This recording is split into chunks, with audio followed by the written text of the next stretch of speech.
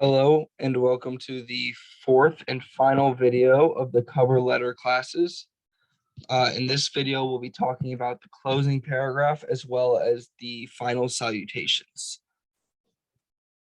So for this closing paragraph, it really should be similar to a conclusion that you might see in most papers or articles. So it's kind of just wrapping up the entire paper as a whole, reiterating what you have already said by kind of getting back to that main point of writing the letter to begin with. So from here, we're going to kind of first off is you're going to want to express enthusiasm for the position or the role, talk about how you align with the role and how the company may align with some of the values that you have and some of those skill sets that you talked about in the previous sections. You talk about how from there you want to talk about how thankful and how much you would appreciate any opportunity to interview or just for the job, depending on what the next steps of the process may be. From there, this sample doesn't have it, but it may also be beneficial to reiterate what your contact information is and what the best way to reach you.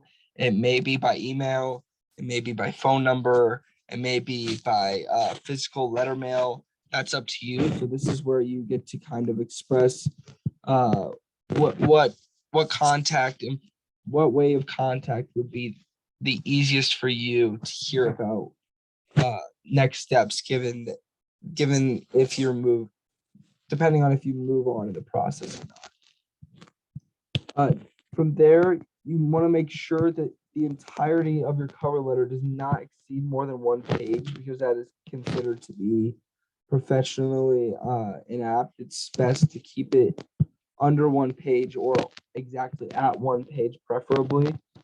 After that final paragraph, you're going to want to put in a closing salutations. I like to use sincerely.